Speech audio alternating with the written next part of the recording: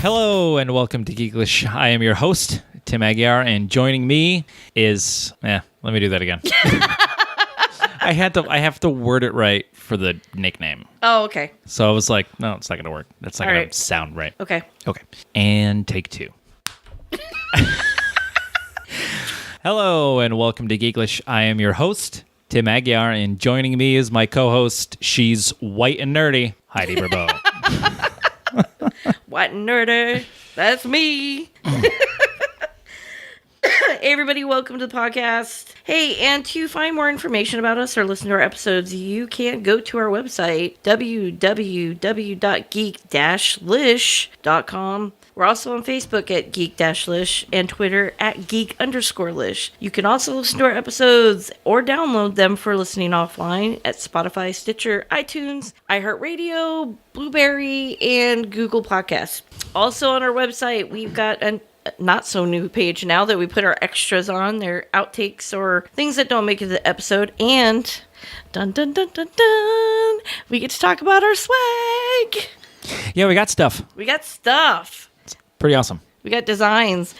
We are on Amazon. We have a couple designs up there right now. We're going to be adding more designs as the week goes along. Uh-huh. We're also on Redbubble, and we have designs on there. And on Redbubble, you could put our designs on pretty much anything. Yeah, t-shirts, sweaters, coffee mugs, clocks. Yeah, we're getting some swag for the studio. Yeah, and you just basically Geek-lish. That's how you find us, and you can find us there.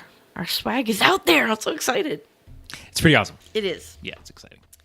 So when we add more designs, we'll let everybody know. We'll put it all over social media. Right now, there's two designs: our logo and our other design, historically accurate. It's a fun design. I like it. It's pretty awesome. All right, Tim, what's up? All right. Firstly, I want to say hello to my little buddy, Oliver. What's up, Ollie? Love you, buddy. You're awesome, and I hope you're good for your mother. Now, good night. Go to sleep. Sweet dreams. All right. Now it's time to work. That was so NPR. It's so NPR when you do that. It's like you're making him go to sleep right now. I gotta put him to bed. I'll see you in the land of Nod. Jesus. Okay. All right. Well, first story. Put these on. Steven Spielberg. I never thought I'd say this, but he's being an asshole. Yeah, this is disappointing. Being a bit of a jerk, I should disappointing. Say. It's a bit of a disappointment. So what had happened? Let's start I know. I know. I always hear it. Sorry. Let's start at the beginning.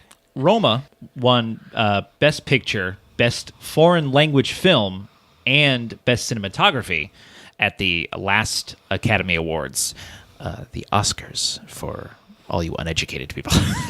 That would be me. Yeah. You didn't have to agree so quickly. Yep. I did, didn't I? Yeah, you did. I did. That was pretty quick. Sorry. My bad. Well, all right. And for people who don't know, Roma is a Netflix original movie. Netflix has some good stuff. Netflix got some good stuff. Got some movies. Got some good TV on there. Yeah. One of which I will be discussing later. But the fact that Roma won all of these amazing awards at the Oscars, has gotten some people upset, specifically Steven Spielberg, which is weird. Yeah. To say the least. Yeah. This is what he said. I don't believe films that are just given token qualifications in a couple of theaters for less than a week should qualify for the Academy Awards nomination. Now, because I guess Roma had a limited theatrical release for maybe like a week or two, just to kind of put it out there. Right. So he's upset that, this movie being out for such a limited run was nominated for these specific awards. And he went on. He also believes that the SVOD, streaming video on demand, films and content will drag viewers away from theaters and damage the film industry. It's not that fragile of an industry. And Steven. I call bullshit on that. Yeah, I don't. Because I'm sorry. If you think about it, if you make good movies, people are going to go to the movies. Right. It doesn't matter what it is. They're going to go to the frickin' movies. Yeah. let me ask you, did he have a movie in the running for this and he didn't get it? Or is he just being... I'm not really sure, to be honest with you. I don't know if he had something nominated, but I don't think he did, because I don't think he was... I think he might be working on something now, but I don't think he was working on anything at the time. So I don't know if anything... That's such an elitist attitude, and I also find it really annoying that he is speaking for the viewers. Yeah. Because we determine what we want to watch and what we deem as entertainment, not you. Yeah, and I don't think this is going to damage the film industry. I don't think so either. If, movies are nominated for the Academy Awards for Best Picture that hasn't been in the cinema. Yeah. I think he thinks the Academy Awards are more important than they actually are. Because I think for the average movie-going viewer, they could give a shit about the Academy Awards. Yeah. They could care less about what movie won Best Picture. There have been times when a specific movie has won Best Picture that I never saw. And me too. I never even was interested in seeing. Me too. And it's like, okay, they won Best Picture. Cool. It doesn't... I didn't go to the theater to watch it. I'm probably not going to watch it on video on demand or Netflix. I mean, but when it comes on Netflix or Hulu, I'll watch it. But otherwise, this wasn't a movie I sought out to see, and it still won Best Picture. Mm-hmm. So the fact, it doesn't matter what movies are. From what it sounds like he's saying, it sounds like movies that do very well in theaters win Best Picture. And if that were the case, Marvel movies would be sweeping the Oscars every year. Yeah. It's not about how much money a movie makes in theaters that deems it worthy of an Academy Award. Well, that's isn't not the what they're Academy looking at. Made up of a bunch of actors? I know Whoopi Goldberg No, that's isn't. SAG. No. That's the Screen Actors Guild. Yeah, but I thought it was the Academy. Academy has, I think, some. And one of which is Spielberg. Oh, how convenient. Yeah. He's the Academy Governor of the Director Branch, Spielberg. So does he have power to make it to where Netflix movies can't be part of? I think that's what he's trying. Oh, that would be a douchebag move. Because seriously. He's on the board, so to speak. So he technically has a say in what gets nominated and what doesn't. See, I thought that the Academy Awards, the Academy was built of a lot of different people, but it did have actors that did voting. I think so. I mean, because I thought if they Whoopi have Goldberg directors on there, there, then I'm sure they have actors on there. Because here's my thing. If that is such a concern in that industry between actors and directors thinking this is going to ruin it, then why did the actors vote for it to win? Yeah. That makes no sense to me. It No, just sounds like Steven, if you've ran out of ideas and you just don't want somebody to beat you, Yeah. then make better movies. It really does, like, this whole thing just sounds like he's hurt. It's like, I'm going to take my ball and go home. Yeah. Get off my field. My daddy paid for this baseball field. You can't play here. It's like, what the fuck are you talking? It's a public field. That makes me so sad. I love Steven Spielberg, but I know, he's really this being is douchey. That's right what I mean. now. Like, this is hearing this is like, oh, really? Yeah. This is such a disappointment. People. No, I'm sorry. Wrong paragraph. His company, Amblin Entertainment, released a statement saying that Steven feels strongly about the difference between the streaming and theatrical situation. He'll be happy if the others will join his campaign when that comes up at the Academy Board of Governors meeting. He will see what happens. So he's hoping people have, they're going to have this Academy Governors meeting. Fucking have a vote on this bullshit. And are they all going to be wearing dark robes and chanting some ungodly chant and burning pyres of film reels? Like, fuck, what is this? What is happening right now? Like, I don't. Just the imagery just makes me laugh. It's like that they're animated. Oh, Gomaria Patre, fuck Netflix. Like, what's happening right now? I'm very confused. I thought we were, supposed to, raise up film and put it on a standard and we're just shitting on stuff. Yeah. Like, I don't know.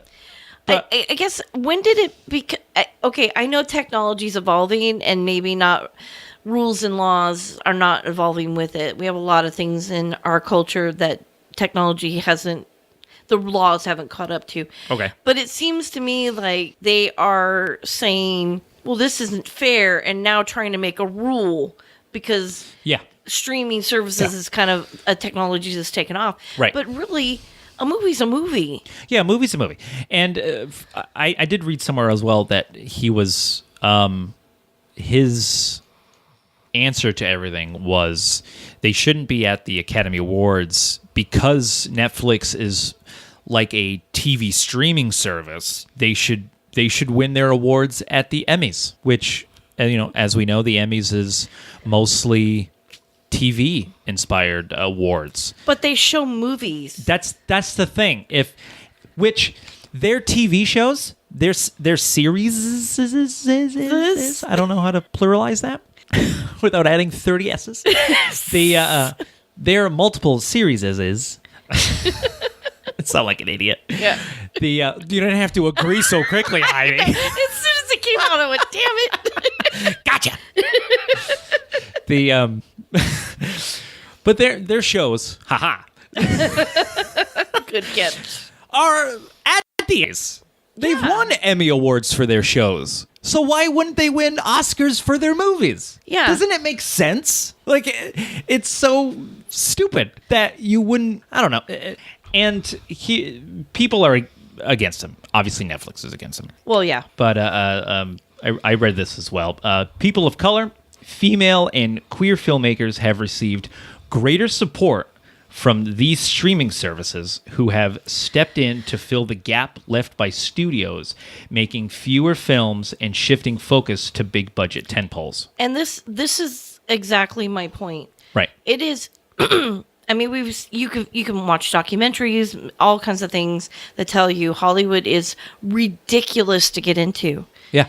And it's ridiculous to get into if you are the most looked for, like a blonde woman, But for there people, are demographics that they look at. Yeah. But for people who are the minority in any sense of the word, and they don't have a place, they can't get in there, they can't get in the door, this is a way for them to get in the door. Yeah. And he's trying, it just really feels like old white guy. Yeah. I don't know. Because I don't see any studio, taking the script for this black and white, Spanish-speaking Mexican story and putting it on the big screen. Absolutely. I don't see any studio taking it. Netflix took it, Yep. made, well-made movie, and it won awards. Justifiably, it won awards. So, I mean, but Ava DuVernay, I don't know, spoke up in support of Netflix, which distributed her film 13th, a documentary about the prison industrial complex. The film went on to be nominated for an Oscar. So she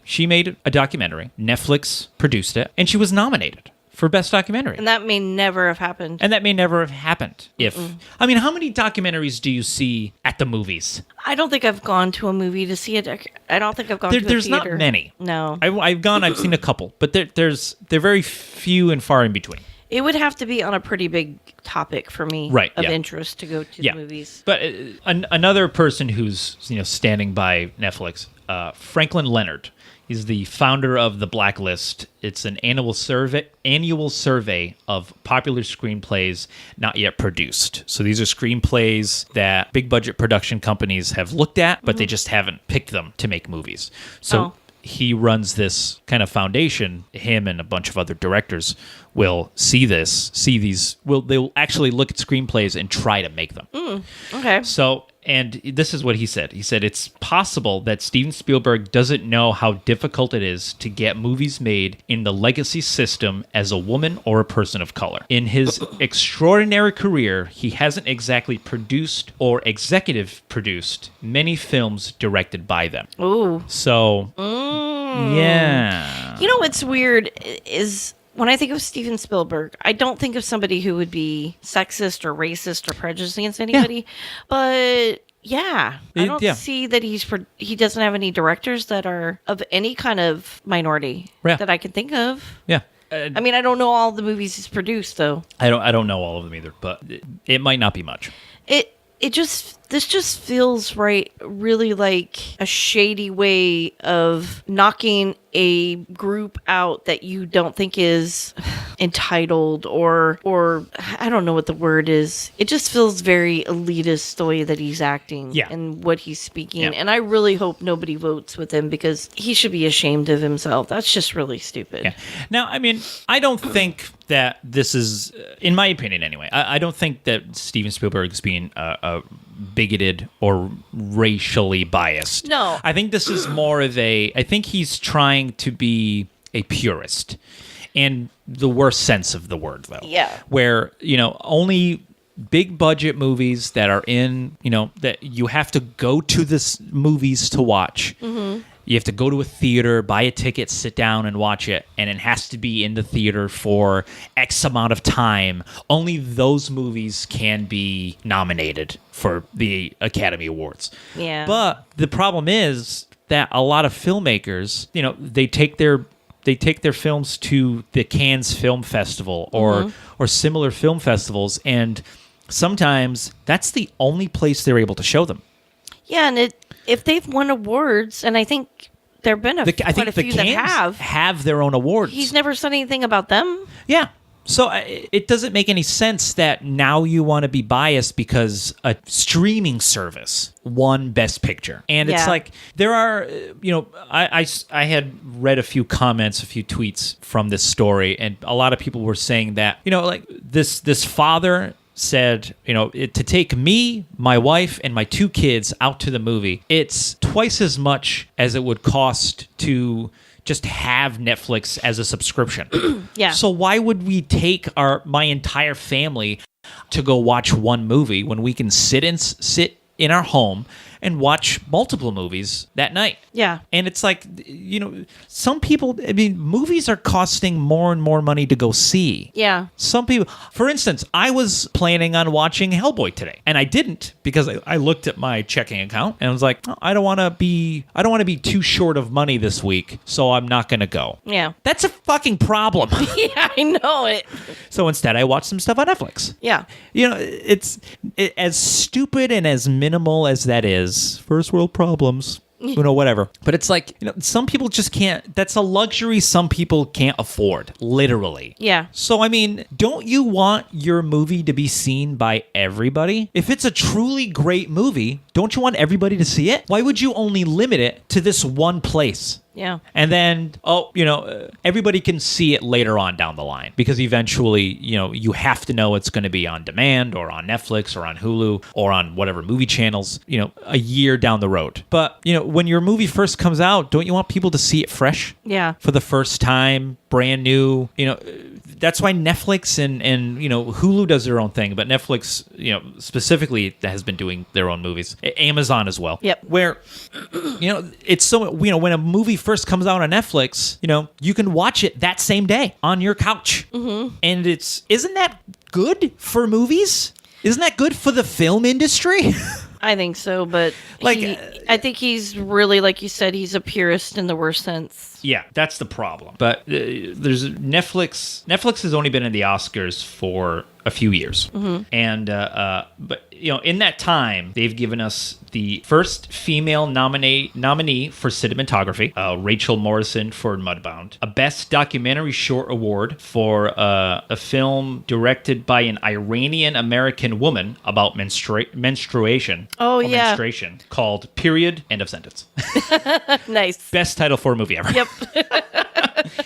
And the first indigenous woman nominated for Best Actress, Yalitza Aparicio for Roma. Wow. So, these are people that people never would have heard of. No. Otherwise. They would have never made it to Hollywood. These people were never made it to Hollywood. He treats Hollywood like it's Oz. Like you have to get there to make your dreams come true. Yeah. And Netflix is giving people a different option, and I think that's refreshing. Yeah, I think it's I don't know. I think it's just his argument is it just feels so dated and old. Yeah. I think he's he's showing his age. Yeah. With this argument, Yeah. where it's like those kids with their newfangled CDs.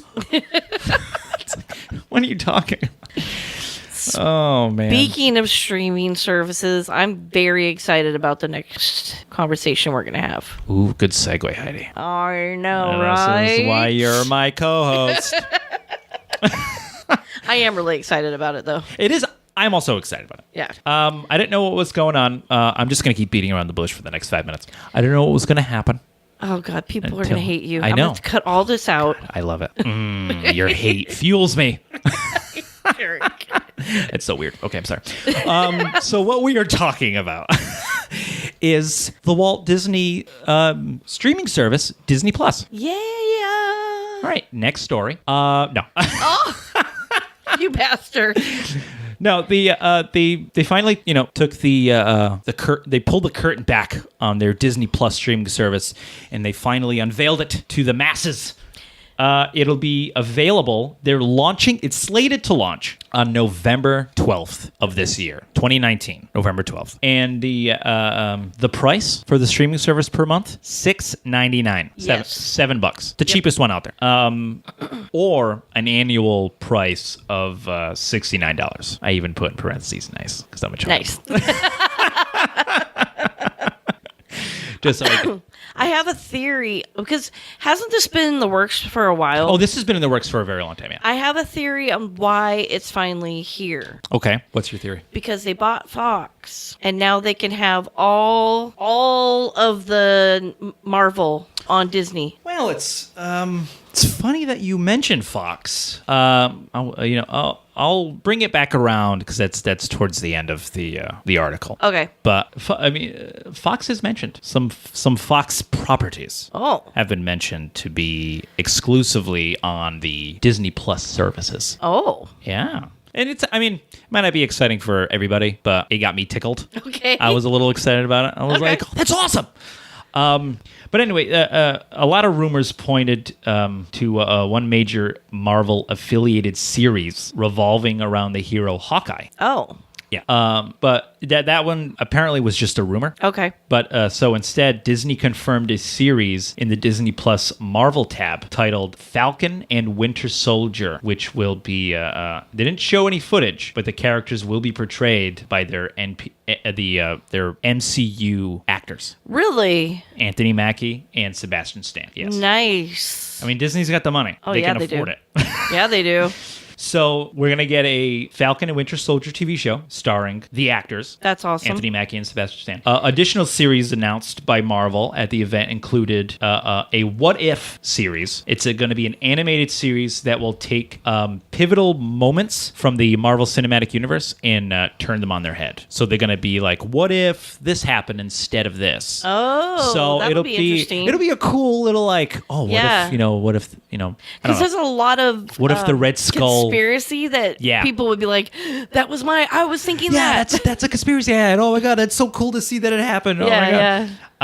And I guess another show was WandaVision, which is probably the worst title for anything. Yeah. I read that and I'm like, WandaVision? What the hell is that going to be?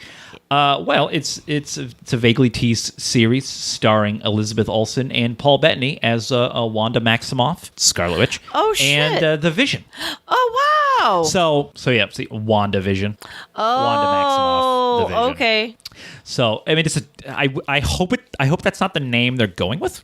Yeah, because when you said WandaVision, I'm thinking of like some old lady with a beehive hairstyle talking about her cats and quilting or something. Welcome to WandaVision. Yeah. We're gonna talk about my fluffy cakes. All right, Wanda. Or weirdo. Disney also confirmed a few surprise Disney Plus exclusives, including a National Geographic branded travel series called The World According to Jeff Goldblum, which I am excited for. Oh, that's going to be awesome. Is that why you were tickled? Because he's your freaking love favorite. Jeff Goldblum. No, I was tickled by that, but that's not what I'm talking about. Oh, okay. A live-action recreation of the Disney classic cartoon, A Lady and the Tramp. Okay. The dog one. Okay. I know, the spaghetti thing. And the super racist Siamese cats. We your Siamese. I don't know how that's going to play out in this Bong. PC world that we live in. I don't know if you remember that. I hope they're still in there. They're characters. They need to be in there. I agree. I just hope they're not as like stereotypical as they were, because they had slanted eyes and buck teeth, and it's just like, let's not do that. It's a little. Let's not go crazy with it, guys. Yeah. Because that was a bit much. A TV spin-off based on the Toy Story 4 character Forky, which I'm not really all that excited about. I'm not a Toy Story person. Yeah, so. I mean, I love Toy Story, but Forky's not really a character I give a shit about. Not yet. I haven't seen Toy Story 4. I might fall in love with Forky by the end of that movie. But I've seen one. Doubt it. And I was like, I love the Toy Story. I grew up with the Toy Story movies, so it's different for me. Yep. On top of that, Lucasfilm, Star Wars, Lucasfilm chief Kathleen Kennedy confirmed plans for a new Star Wars live-action series that will see Diego Luna and Alan Tudyk return to their characters from the Rogue One movie, assumably a prequel movie, a prequel series, because if you haven't seen Rogue One, it ends in a way where there isn't a sequel possible. Oh. So, have you not seen Rogue One? Watch Rogue One. It's an amazing movie. Okay, I'm sorry. It's on Netflix, I believe. You can check it out on Netflix right now until Disney rips it off of Netflix and puts it on their streaming service. I wonder what that's going to happen. Because they've been doing that with their Marvel stuff. Have they? Yeah, a lot of the Marvel because I've seen that they had Infinity War Netflix has canceled a lot of their Marvel shows. Oh. And so the rumor is that Disney might take those and redo them on their service or continue them on their service. Yeah, but the movie's not, right? No, the movies War... they'll just take Infinity War off of Netflix and then they'll put it on Disney Plus. Oh, okay. That's all. Yeah. And when that agreement runs out, right, they'll know more. Okay. So I think Endgame, not Endgame, the first Infinity War. Thank you very much. I think that's the last Marvel movie that's going to be on Netflix. Oh, okay. So they were saying too that if you're waiting to see Captain Marvel, you're going to be waiting until November when the streaming service starts. I forgot about because then they'll be on there. Okay. But many of Disney Plus's upcoming offerings have already been announced, which we've heard a few of these, including the live action Star Wars series, Jesus, titled The Mandalorian, which will be about bounty hunters. Okay. And I think recently announced IG-88, everybody's favorite robot droid bounty hunter, will play a role in the movie, which I'm excited for because I always liked IG-88. It was a weird kind of character that really we got to see nothing of. Mm-hmm. So we'll see more of him, which is great.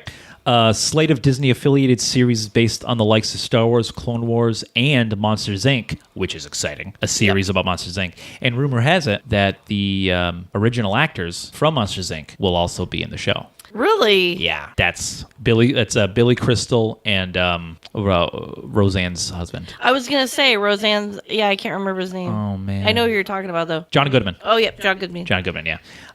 So that's exciting. Yeah, it's super exciting. And the event concluded with quite the one more thing announcement.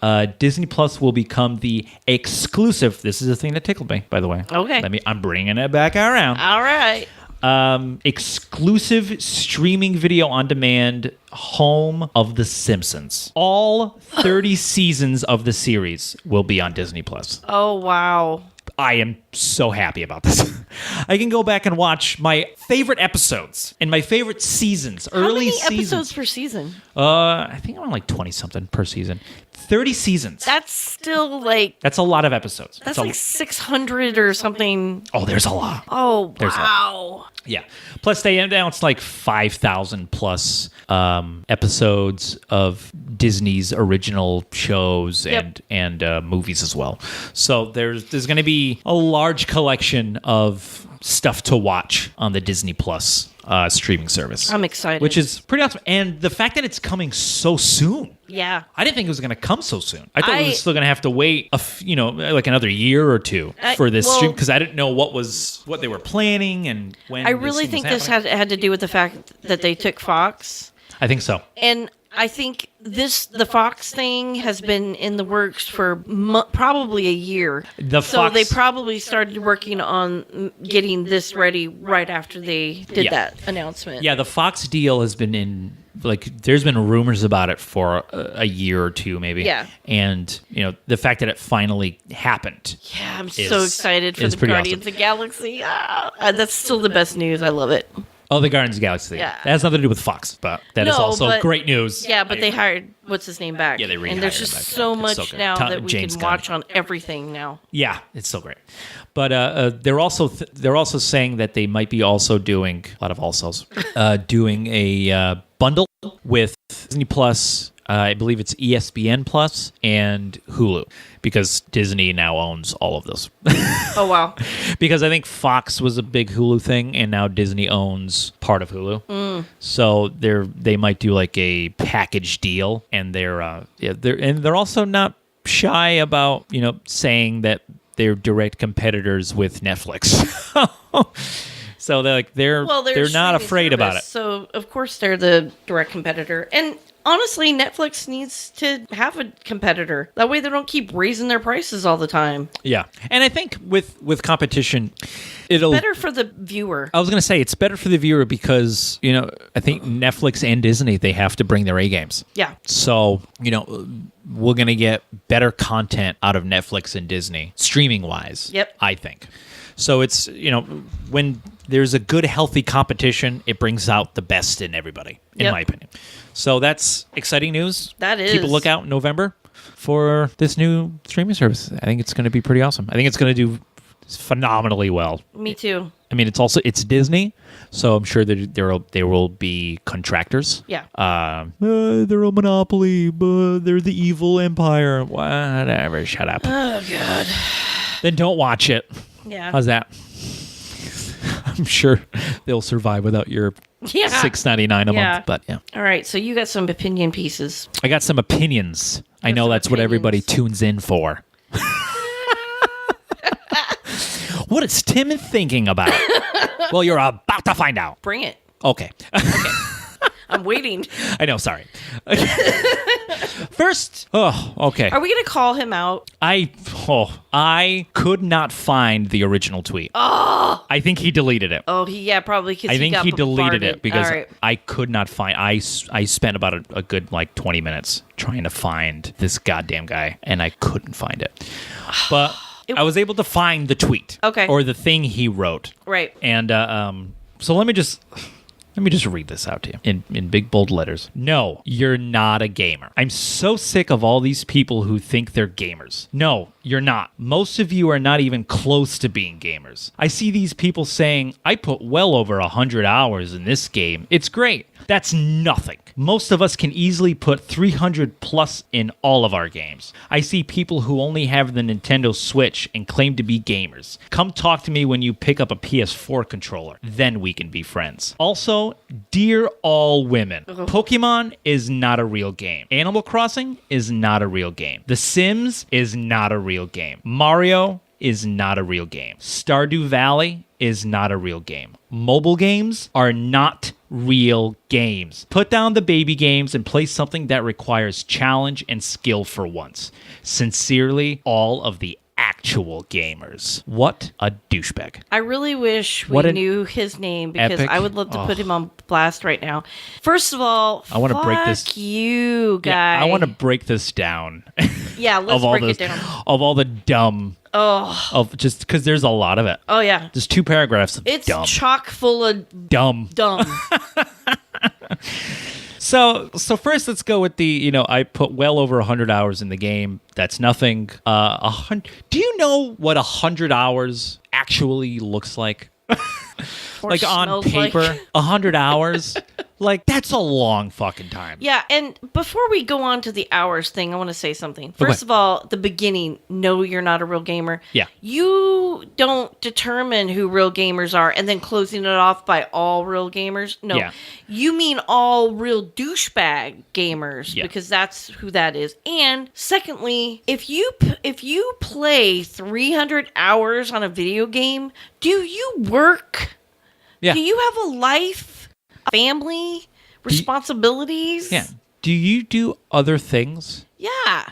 Because putting 300 plus hours in a game, I mean, that's you focusing on one game. Because there's no possible realistic way that you're putting 300 plus hours in multiple games at the same time. Yeah. There's no way. No. Either you are a master of, time management, or you're full of shit. Yeah. Or you have no life and you only play one game and you focus on that game. And you live in your mom's basement because you have no life, no job, and that's all you do. Yeah. Like 100 hours, like that's a significant amount of hours. I'm happy if I have a game that I can put 30 plus hours in, because I feel like I've gotten my money's worth. Yeah. Because, if I'm able to put that much time in a game of exploration and missions and playing, just kind of messing around with it, I feel satisfied. Yeah. And putting 100 hours, I mean, I've done that maybe once, twice, but that's only because these are massive games. Yeah. And, the story alone is like 50 to 60 hours worth of doing. And so I don't know. That's a lot of hours. That's just a lot of hours. And the whole Nintendo Switch thing. Nintendo Switch is a legitimate console. Yeah. What are you talking about? Yeah, and also the games he called out. Yeah, the games he called out. Pokemon, Animal Crossing, The Sims, which I know hurts for you, Heidi. Oh, man. He got me there, man. Yeah, you're not a real gamer, Heidi. I'm just sorry to say. I am aware. I'm sorry to say, you're not a real gamer. I don't play Assassin's Creed enough, or maybe I'd be considered one. Yeah. Stardew Valley. Where was it? Mario. You're going to call out Mario? Really? Mario. Everybody knows Mario. I want to do a little test. I know we can't hear your answer because duh. But take a few seconds. Think about it. And what's the first video game that comes into your mind? No matter how, there is no right or wrong answer. First video game that comes to your mind. Give you a couple seconds. Okay. Now, how many people said Mario or something Mario related? Probably a lot. Yeah. That's because Mario is arguably the face of video games. Exactly. We asked... Everybody knows who Mario is. We asked a guy at work. We asked several guys at work. A grandfather. Yeah. Who doesn't game. We asked him a video game that he could think of, and he said Mario. He said Mario Kart. Mario Kart. That's right. Which is specific. Yeah. But still Mario related. Yeah. And everybody we asked said Mario. Almost everybody asked. I asked my boss. He said Donkey Kong. Okay, yeah. But arcade Donkey Kong, which I would say is Mario related, because the character you're controlling, Jumpman, is actually Mario. So technically, I'm marking that off as a win for Mario. Yeah. And secondly, this guy would probably say that Donkey Kong isn't a real game, which it's like that's one of the beginning video games. It's one of the first Pac-Man, Donkey Kong, Centipede, this guy is such Asteroids. These are all games that started, arcade games that you had to go and pay real money for. And I would argue that you're not a real gamer if you don't know what putting your quarter on the top of the machine means. Yeah. Because if you don't know what that means, you're not a real fucking gamer. Yeah, take that. Yeah, you don't know what that means. This guy makes me want to punch him in the throat. You're either a child or you have nothing to live for. I don't these know what 300 plus hours of gameplay. Like, what does he think a real game is? Yeah. Halo? You know what a real gamer is? Somebody who plays a video game and enjoys it. Yeah. That's a real gamer. Yeah. I don't care what your age is, what your sex is, or what your ethnicity is. I don't give a how long you play. Yeah. Or how long you play those games. What game you play. What system it's on, what game it is, even if it's a phone game. If you are enjoying these things, you're a gamer. Yep. Who cares? There are levels of it. Are you a hardcore gamer? No. That's what the 100 plus hours people are for. Yeah. Are you a casual gamer? Yes. But that's nothing to be ashamed of. This is another purist thing. Yeah, exactly. This is another purity thing. You're not a real gamer unless you do this. It doesn't make any sense. But yeah, it's just so funny. The best thing to come out of this is the string of tweets on Twitter that ask you write, "You're not a real gamer unless," and you let your text guess, like you let your texts finish the sentence. Mm-hmm. And some of the ones that I've read are absolutely hilarious. Some of them are great. Because the predictive text is what it is, and they're all great, and they're all obviously just making fun of this fucking guy because it's everywhere. Did you do one? Yeah, but it doesn't do the same thing on here as it does. It doesn't do the same thing on your phone as it does on the computer. What do you mean? It doesn't do the drop. It doesn't do a drop down option. Oh no, in your text message. Oh, in your text message. Yeah. Oh, I didn't know that. Okay, it's not doing anything. No, you type to the center. Every word in the middle, you type it. You click the word in the middle, so unless you. Oh, all so, the. Okay. Yeah, you just keep going until it makes a complete sentence. What did yours say? You're not a real gamer unless you wanted to go to the store and get some rest till you feel better soon. There you go. That's so stupid. Mine says, you're not a real gamer until you're in the morning, and then I will have a great day. So this is what people are tweeting. Oh my god, the tweets are fucking hilarious. So basically, they're just making fun of this guy. He's an idiot. Yeah, he's a so like, idiot. you're not a real gamer unless you do this, blah blah. Like there was one. It was like, you're not a real gamer unless you call your mother and father and tell them you love them or some shit. Like somebody told that person, or this person was telling somebody to call their mother and father. Like, call your mom and dad. Tell them you love them. You know what I think is funny though is how people rallied around this. It's like they took down a bully, because if you took down that tweet and you don't know who it is. Yeah, like I said, I could not for the life of me find the original hilarious tweet, and all I could find were these hilarious tweets. Yeah, and it was just like, we won. Real gamers won. Good. This is awesome. Yeah. I love it. Yep. It's just great. That is awesome. Yeah. So are we going to talk about SNL now? Do we have time? Yeah. Okay. Yeah. Yep. We just got to keep going. All right. Jeez. Get it together, Tim. Sorry. Okay. So now another opinion I have. SNL, Saturday Night Live, as we all know it. And love it. And love it and like it sometimes, because sometimes some of the seasons just aren't great. Yeah. It depends on the cast, really. Yep. And the guest. But this last Sunday, Kit Harington, Jon Snow. Mm-hmm. Jon Snow. He was a guest on the show, and there was a specific skit called Employee of the Month. He had other skits that were funny. He had other skits that were funny. really funny. There was one that you shared with me. Yeah, the Game of Thrones, like the spin-off shows. Yeah. And it was, one of them broke my heart, the Hodor one. Oh, I know. And he's like, hold the door. And then he's like, meh. And he like looks at the camera like, oh me. You know what I mean? I was like, oh, that's so sad. But that was a great skit. I love how they got all the actors to work in it. Yeah, that was just a really good one. Yeah. But there was a skit that first I had heard about it on Twitter, and people were upset about it. And I was curious on why people were upset about it. So I read some of the tweets, and a lot of the tweets were like, to kind of show SNL what a real nerd looks like, post a picture of yourself and a picture of your dice collection, because it was like making fun of D&D nerds. Yeah.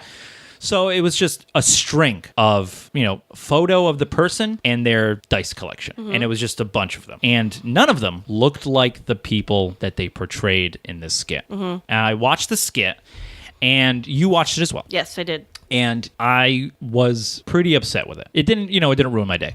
But did it ruin your childhood? It did. It ruined my childhood a bit.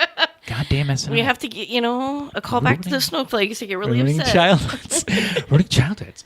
But this was like, I don't know, I could be exaggerating it, but this felt like bullying to me in a way. Like, because the skit, it portrays three, not even IT guys, which would have made more sense. They were graphic designers. Yep. And there were these three graphic designers and the website designers, and they're clearly nerds, and they're talking to themselves, like talking to each other in a very nerdy D&D way. Oh, hello, my liege, your goblets await, blah, blah, blah. And I was like, all right, whatever. I've heard people talk like that. Lou and I, when we used to go play D&D at the game store, we played with a kid who, that's how he played. That's how he spoke.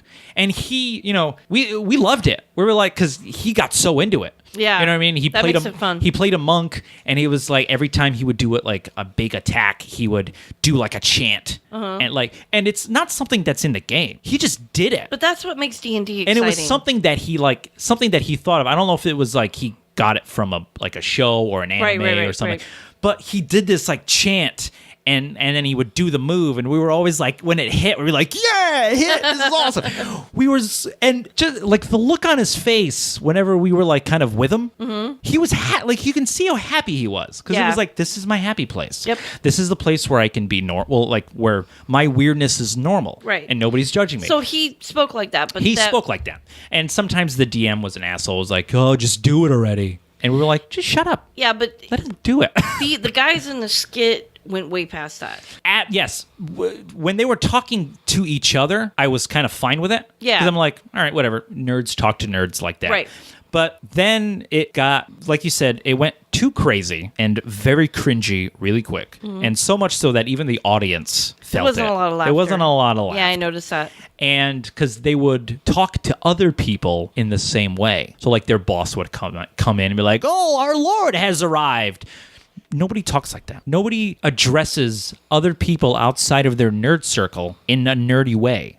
Because all of those people in the nerd circle, they're all introverts. You'll be lucky to hear a normal word out of them, let alone a super nerdy word out of them. Plus, they're so marginalized and ostracized for just the way they look a lot of the times. Yeah. That they don't want to be seen as not normal by people who they deem normal. Right. So they're never going to talk to people like that to seem weird. Yeah, I mean, and when you're introverted, I consider myself introverted more so than extroverted. It's hard. Sometimes it's hard to talk to people because you don't know how to. You don't know what to say. You don't know what is the right way to open up to somebody new. Why would I go up to why would I talk to a person at my workplace? Yeah, your boss. I'm not your boss, but not my boss, but like a workplace. Like your boss's boss. I'm gonna start doing that with Darren just to see just to see his face. But Darren's my boss.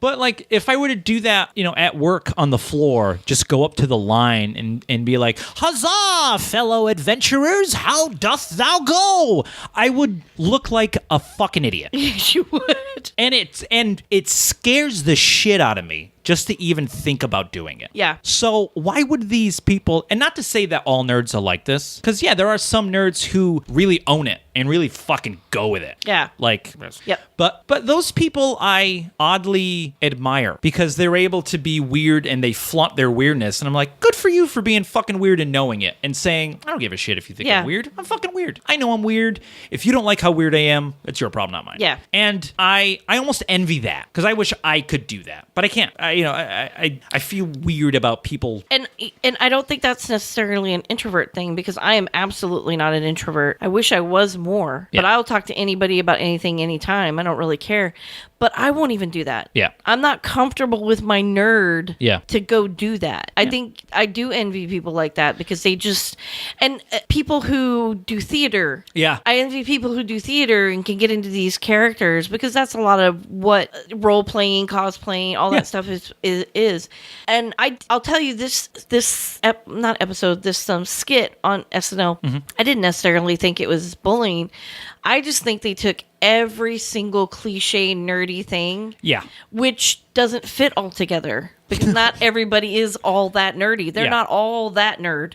So they took every single cliche thing and it didn't land. No, yeah. I didn't find it funny. I didn't find it cringeworthy. I just was like, this is really not entertaining. I found a lot of it very cringy. And like, just if you didn't see the skit, imagine the Revenge of the Nerds movie. Now imagine the three people all dressed like the characters in Revenge of the Nerds. Pants up to their fucking chest, glasses with tape on them, shirts tucked in, the pocket protectors. And, it's like, that's what image of nerd are you looking at? That was a specific type of nerd. Yeah, and it's like, like I said, they took every cliche of nerd.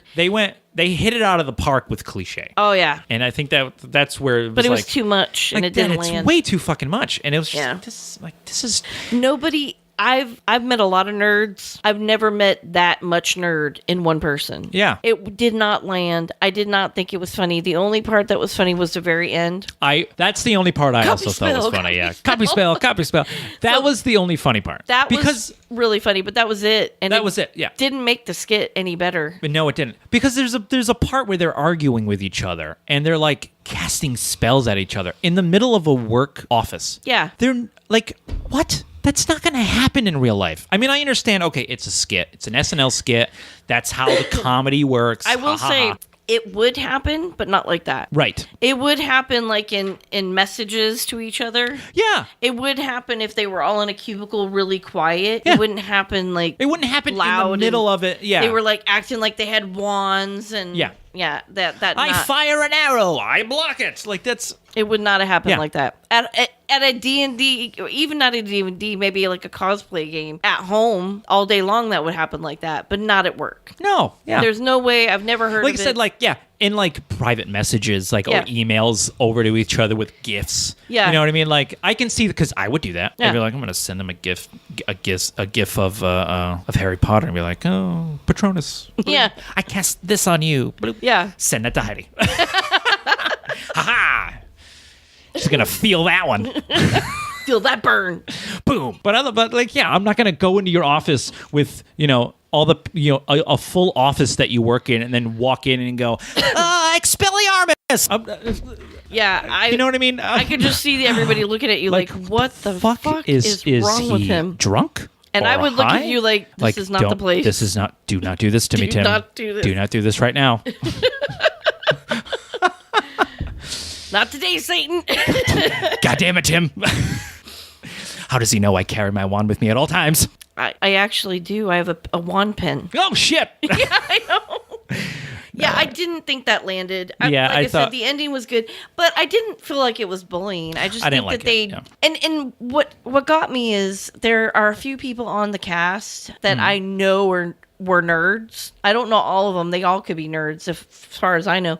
But there's a few of them that were in that skit. Yeah. A couple of them that I know grew up nerdy. Yeah. And it's like, you really didn't do your people any justice. Yeah, like Why did you it's let like, this skit go this way? You did us dirty, man. Yeah, you did us dirty. That's not right. Yeah. Like I didn't like it. I hated it. I thought it was kind of a low blow.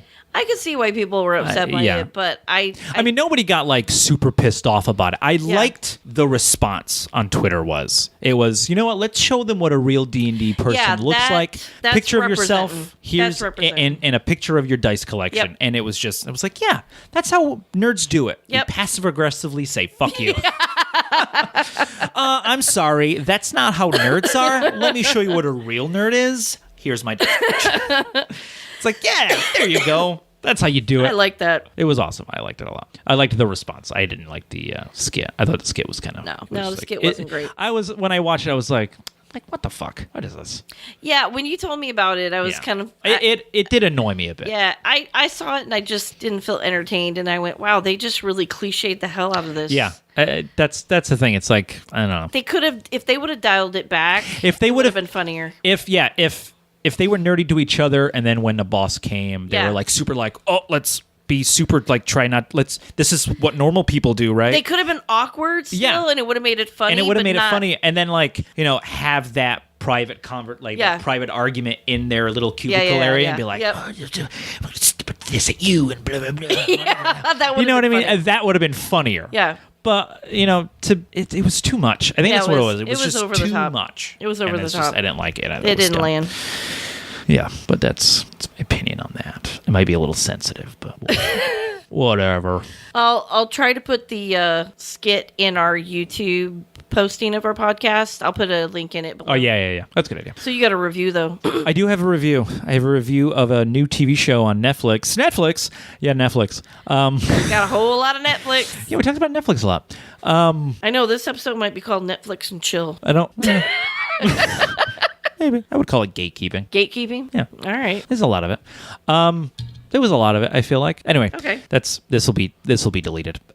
This will be edited out. This conversation? I don't know. I don't know. It depends. I'm going to hear it tomorrow and be like, nope, she didn't edit it out. Nope, she didn't take it out. Okay. I have a review. It's new Netflix TV series that came out a few days ago. It's called Black Summer, and it's a zombie survival TV series.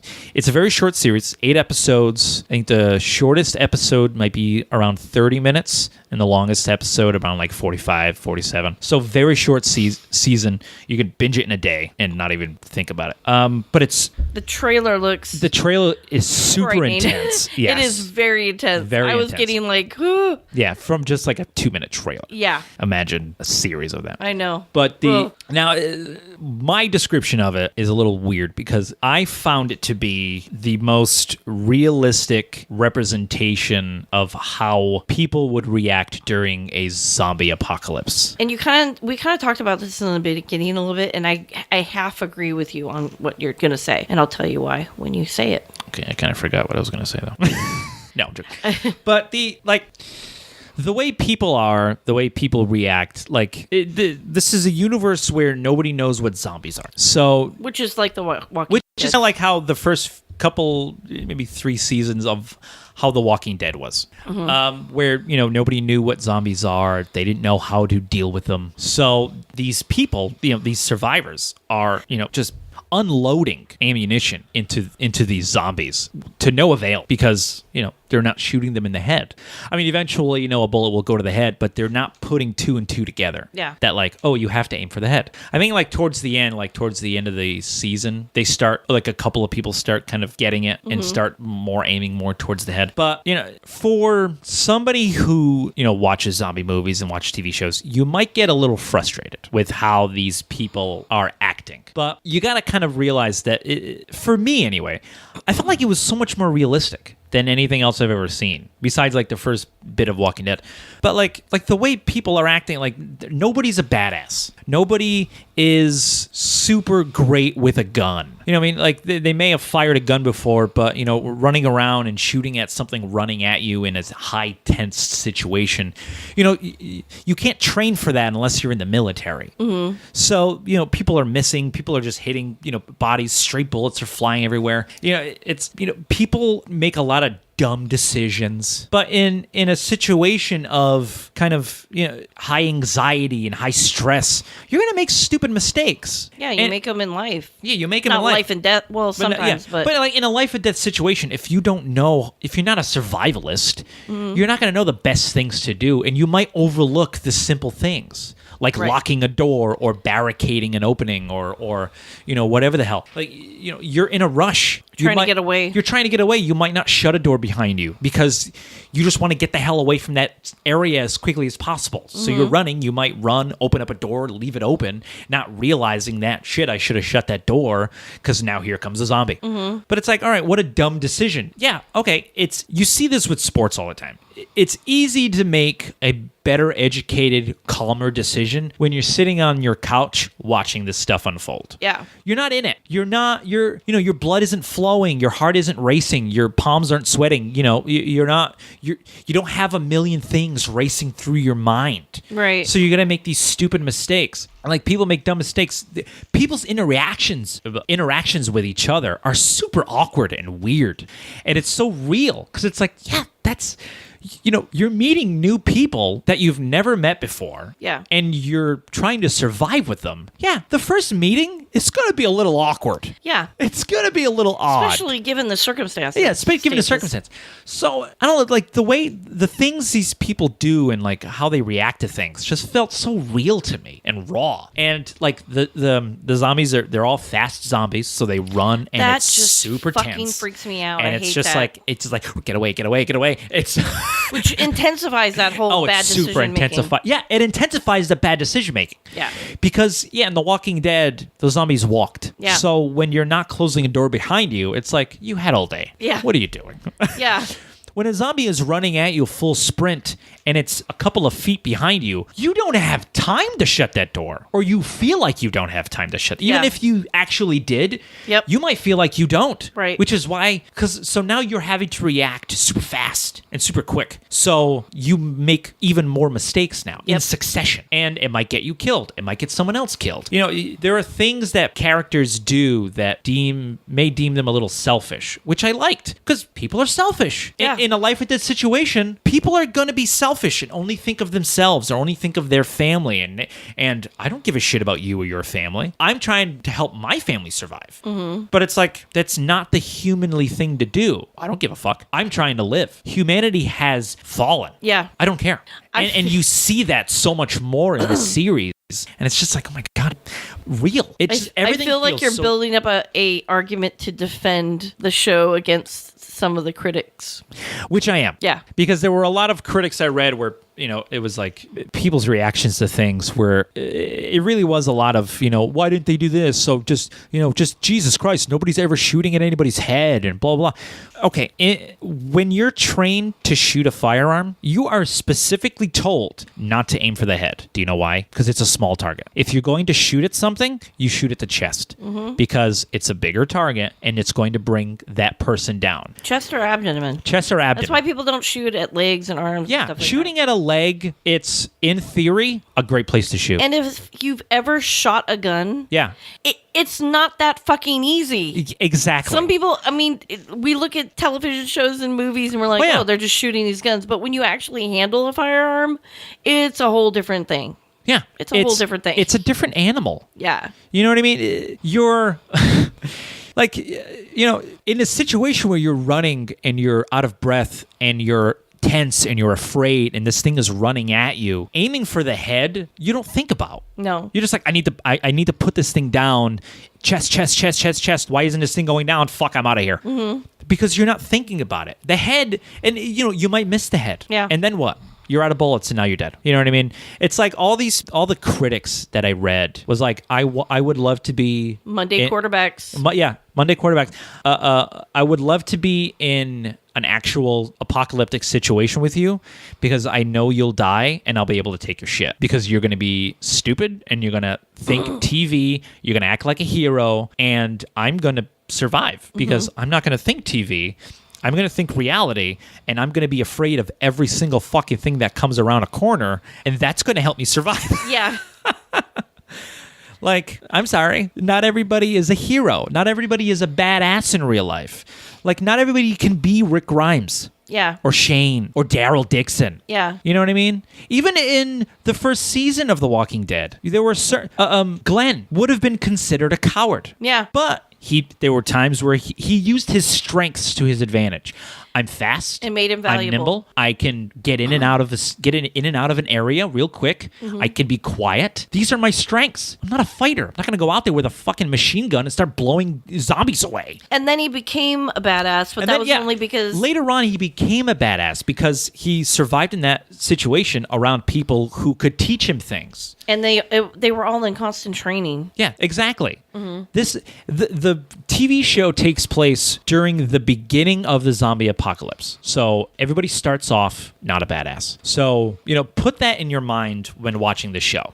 It's got a good story. The main plot is about a woman who's trying to get back her daughter. And her daughter was taken to a football stadium where the military is kind of ferrying all these survivors. So she has a goal. I have to get to this stadium. And along the way, she meets other survivors and they all kind of join together to get to this football stadium. And along the way, they interact with other survivors, some of which are assholes, some of which are very dangerous, selfish, will do anything to survive, even if that means putting other people's lives at risk. And it's like, we didn't see that as often in The Walking Dead. Not as much. I mean, we saw that with Daryl's brother. What the hell was his name? Yeah, Shane did it to that guy when they went to... I mean, the thing is that... I mean, there was a lot of it in Walking Dead. But my thing is that they're basically not copying Walking Dead. What they're doing is they're copying the psychology of what happens to people in those situations. Yeah. It amplifies their worst or best, whatever they are. Like if you're an asshole, the zombie apocalypse is going to make you a bigger asshole. A much bigger asshole. If you are a good person, it's going to make you a better person. Yeah, it's going to make because you're going to want save people. Yeah, exactly. You're going to want to save people. You're going to want to. Yeah. And there are moments where people there's a certain character that does a lot of stupid things because he's trying to do good. He's trying to save somebody, or he's trying to be a hero. Not like in the sense of like, I'm going to be a hero, I'm the better person here. He just wants it's to be just a good instinctively, human. I got to go check on this person. I got to go after that, after that person. I think that person needs help. Let me go get them, and not realizing that you're potentially putting yourself and someone else in danger.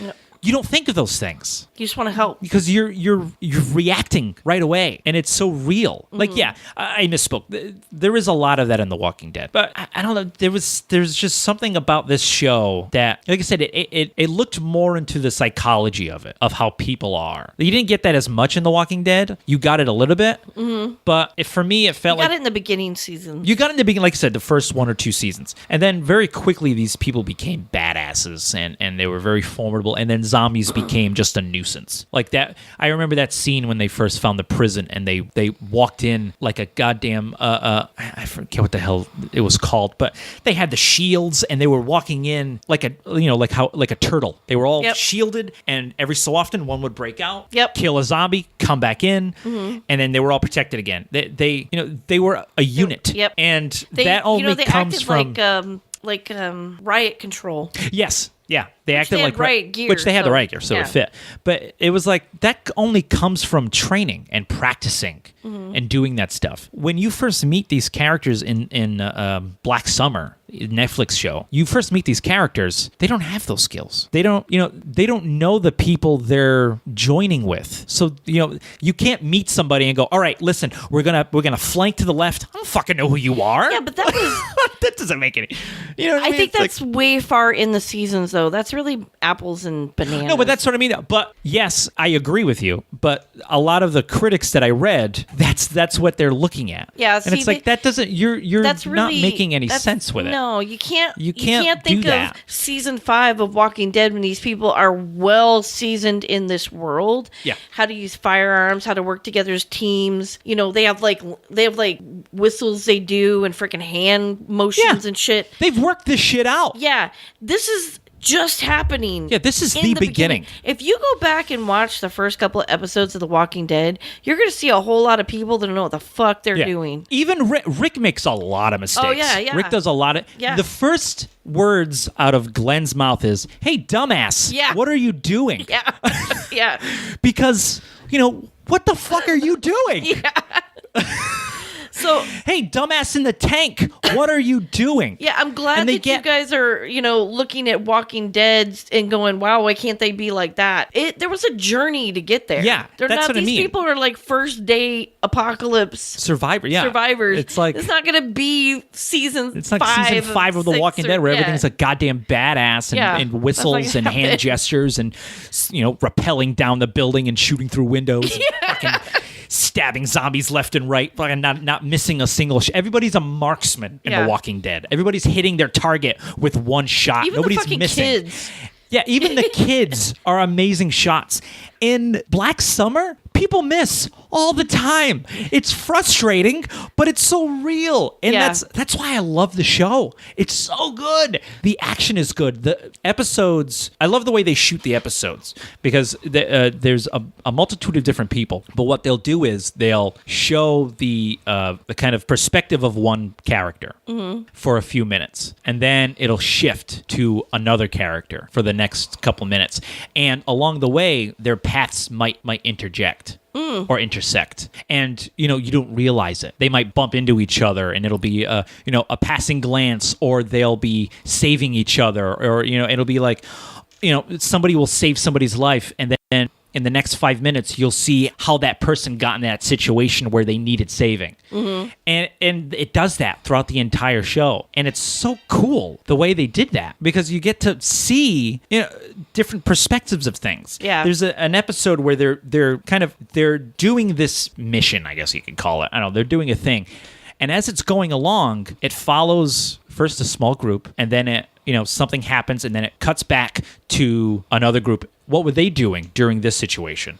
And as it goes, then by the end of the episode, everybody's timeline meets back up. And so you're seeing what everybody was doing during this hectic time. Oh, wow. And how this happened and That's why cool. that. And it's so cool. And you get to see these things happen and unfold in a realistic way, because you get to see like what mistakes that person made. Or They kind of did a little bit of that in Walking Dead, but very, very like very little. Like, for instance, you could hear, like, when there was a couple things, like when Daryl and Beth burnt the house. Yeah. It was still smoking. Yeah. And then you see the smoke pyre Yep. in like another episode. with Carol and Tyrese. Tyrese. And then there was another one where you're when they were at Terminus and something blows up and there's all this fighting, Yeah. and they are fighting their way out, and then they show it another episode later, from it's Carol's Carol the one who did causing it, the mayhem. and you're like, oh yeah. Yeah. So But they did that. They a little did that, bit. but Yeah. within the same episode. Yeah. So everything's. I thought Carol's was I thought those were different episodes. those were different They episodes. did theirs in the same. That's what I mean. in Black Summer. Sorry. Yeah. Black Summer. I like when they do that. That's does cool. theirs in the same episode. That's cool. And it works both ways. Yep. But I like the way I just like the way Black Summer did it. I mean, I like the way Walking Dead did it as well, because it was so cool to Yeah. find out in the next episode, like, oh, she's the reason why. Yeah, it was Carol. Yeah. Yeah, it was Carol. It was awesome, and it doesn't diminish how awesome that was. No. But to see it happen in the same scene, in like the same episode, and seeing like the scenes cut together so quickly, and even I'm gonna film nerd out right now, but even the camera work is so good. Yeah. Because there are moments where like a character is so kind of stressed out, and the camera is shaking. If you watch the trailer, Yeah. you can see how amazing, and even just the color shifting they did. Yeah. I Really mean, did. it gets in your mind psychologically, Yeah. and They did a really good job. Yeah, Like, I'm in on the There were trailer. moments where like, a character is by himself and he's like frantically trying to find a way down from something, and you can tell it's being held by the camera is being held by somebody. Mm-hmm. So they're shaking it a bit with the weight of the camera, so you can see he's not steady. The character is kind of everywhere. He's not steady. He's worried. He's nervous. And then later on, he's by himself. He's safely on the ground and he's looking into buildings. And you can tell the camera's on a dolly because it's so smooth. Yeah. And because now he's calm. He's got nothing to worry about anymore. Yeah. And it's so calm now. And it's whatever.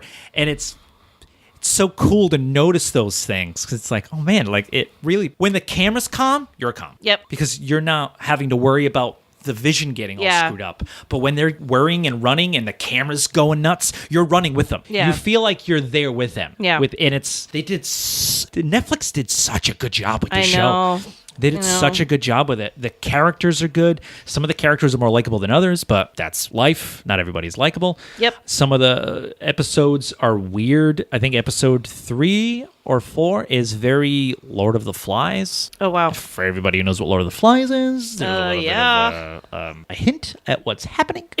It's a very odd episode, but I like it. Characters separate constantly, so like people are with new groups all the time, and it's just like, stop separating. Yeah, I know. It just shows how unorganized everybody is, Yeah. and how frantic things happen, where something happens and people have to get out of there, and they're not worried about that other person, because right now I'm worried about getting the fuck out of here. Yeah. And if that means I have to separate from the group, that's what that means. And it's just, oh God, it's such a hectic show.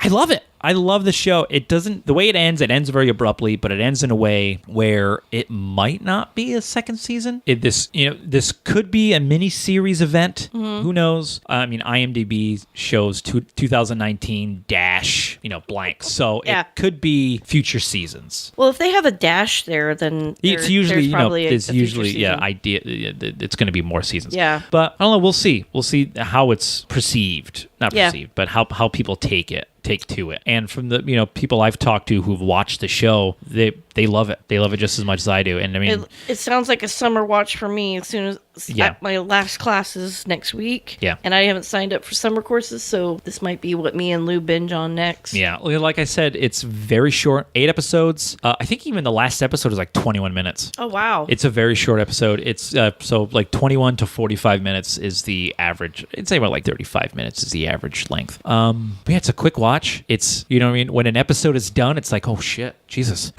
I'm all stressed out. Yeah, it's like, oh my God, what's going to happen next? And then the next episode starts just as stressful. It's like, oh my God. I have no breaks. This is crazy. But yeah, it's a must watch for me. I highly recommend watching this series. I think if you're It does sound good. If you're a fan of zombies, if you're I think you'll really enjoy it. Yeah. Anybody out there who's a fan of it, I think will enjoy it. But yeah, I think that's all I have. Heidi. I don't have anything, but I do have a little bit of information just to recap. If you want to listen to our episodes, you can download them, or you can go to our website at www.geek. Did I do 4 W's? Anyways, y'all know. Geek.lish. Geek-lish. Geek-. Oh, jeez. Let's do that again. Take 2. Geek-lish is our website. Our Facebook page is the same. Twitter is geek_lish. We're on Stitcher, Spotify, iTunes, iHeartRadio, Blueberry, and Google Podcasts. And our shops are up. Yeah, check it out, guys. Our storefronts. Got Amazon. We're on Redbubble. Check it out. We may be on another website, and we're definitely going to have at least 4 more designs that are already done going up. Oh, yeah. And we have a campaign we're going to be working on that's going to go up. Yep. And we have some new designs that we're working on that we're going to get those done and get those up. Check it out. You will find it interesting, and I'm excited. I'm really excited. Yeah, I'm excited that we actually now have stuff. I know. Swag, I so to know. speak. And then just stay tuned because we are going to be working on a commercial. Yeah. So we're now that our swag is up, we can Start purchasing some swag and get ready to do our commercial. I got to buy a really crappy suit from Yeah, you do. Yeah, stay tuned for that. It's going to be funny, guys. It's going to be another funny thing. Little hint and, at what may happen. Tim wearing a crappy suit. And y'all going to see Lou. That's right. Robot Lou. Robo Lou. Not as Robo Lou, as regular human Lou. But don't be fooled. Yeah, he is a robot. He's a robot. He's assimilated very well into our culture. Yeah. Although sometimes it shows. Yes, it does. Yeah. Oh, speaking of which, just to I misspoke last couple episodes. Oh, Jesus. I feel like I have to. I said that Steel was the first movie starring an African American lead. It was actually Spawn by a week. And also, we said that Captain Marvel was the first female-led Marvel movie. It was actually Elektra was the first female-led Marvel movie. Which nobody remembers because it was a terrible movie. It is Marvel. But it is a Marvel movie. Character. It's a Marvel character. So I feel like you got to give... Was it a Marvel movie or just a Marvel character? It's a Marvel character, but still. Yeah. Okay. So I feel like we have to give it where just rewards are. Those are our retractions. Those are our retractions. I'm sorry. Thank you to Robot Lou for pointing us out. Yeah. This is what I live with, Tim. I appreciate it, even though Heidi doesn't. Not at all. I love you, honey, but yeah. Yes. So that's it for us. All right. Stay nerdy. Thank you for listening, guys. Thank you. Bye. Bye. Bye. That's for Lou. That's for Lou. It's always for Lou. It's always for Robot Lou.